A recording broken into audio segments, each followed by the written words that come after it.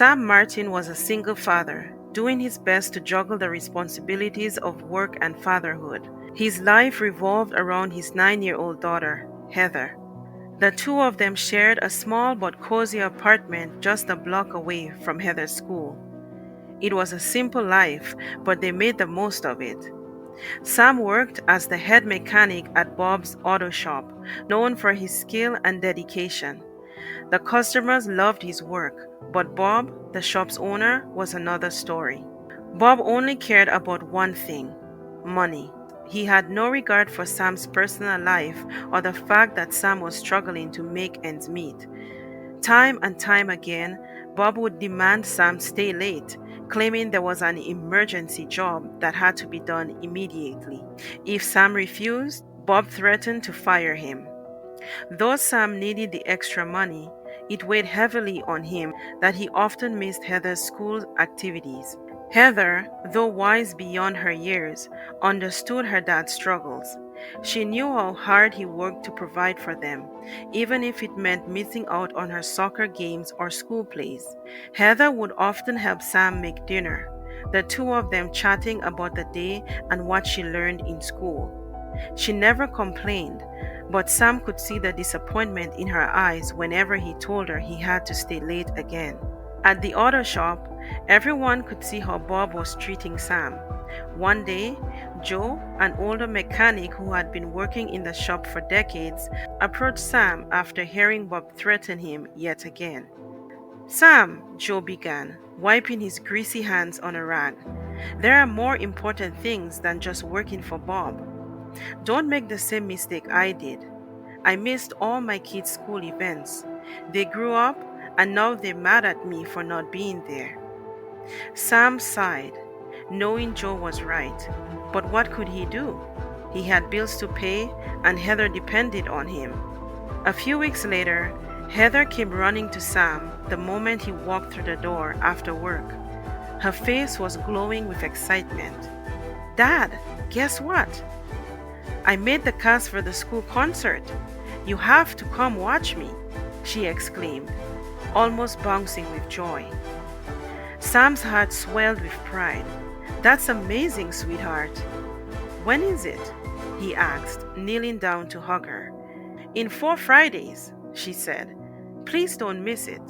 Sam smiled and promised her he'd be there. The next day, Sam went to work and told Bob that he couldn't work late on the day of Heather's concert. He gave Bob the date, hoping it wouldn't be an issue. Bob grunted in response, but Sam reminded him every week, making sure there wouldn't be any last-minute surprises. Finally, the Friday of the concert arrived. Sam was excited, counting down the minutes to 5 p.m. so he could leave and get to the school on time. As the clock struck 5, Sam headed to the locker room to change out of his work clothes. But just as he was about to leave, Bob appeared. "Hey Sam, I need you to stay back and handle one quick job. It's for a regular customer." "Shouldn't take too long," Bob said, his voice demanding rather than asking. Sam hesitated, looking at the clock. He wanted to say no, but he knew the customer. Maybe it would only take 20 minutes. Against his better judgment, Sam agreed. It took him just over 20 minutes, but before he could even take off his gloves, Bob returned. "You're not leaving yet." "I promised another customer they'd get their car tonight," Bob said. Sam's heart sank. "Bob, I told you, it's my daughter's concert. I've got to go."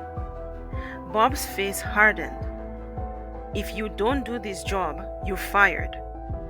Sam stood frozen, the weight of the decision pressing on him. From across the shop, Joe, who had overheard the conversation, dropped a few tools on the ground to get Sam's attention.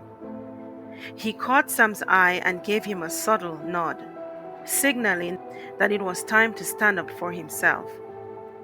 Sam took a deep breath. "I have to go to my daughter's concert, Bob," he said firmly. He walked away, heading straight to the locker room. As Sam emerged, dressed in his street clothes, Bob glared at him. "You're fired!" he yelled after him. Sam didn't look back. He had more important things to think about. At the concert, Heather kept looking around the auditorium, hoping to see her dad. As the curtain was about to rise, the doors at the back of the hall swung open. There was Sam, breathless but smiling, waving at Heather. Her face lit up and she waved back. She was overjoyed that her dad made it. After the concert, Sam hugged Heather tightly and apologized for being late. I'm sorry, sweetie. I almost didn't make it. Bob, well, he fired me. Heather's eyes widened. Dad, what are we going to do? Sam smiled softly. Don't you worry. I'll find another job. I'm not working for someone like Bob anymore. A few days later, while out running errands, Sam bumped into David, one of Bob's biggest customers. David's company owned a fleet of vehicles and they regularly brought them to Bob's auto shop for service. David and Sam knew each other well, and David was always impressed with Sam's work. They decided to grab lunch, and Sam shared what had happened with Bob. David was shocked. I can't believe he fired you. You're the best mechanic he has, David said, shaking his head. Then David paused, thinking. You know, our contract with Bob is ending soon.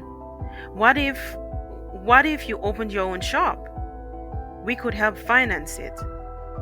Sam was stunned. He hadn't even considered the possibility, but the more he thought about it, the more it made sense. David's company would be a reliable client, and Sam already had a great reputation with the other customers. With David's support, Sam decided to go for it. Within a month, Sam's auto shop was ready to open. It was equipped with modern tools and updated equipment, thanks to David's financing. Sam hired Joe and a few other mechanics from Bob's shop, and word quickly spread. Customers, including David's company, followed Sam to his new business.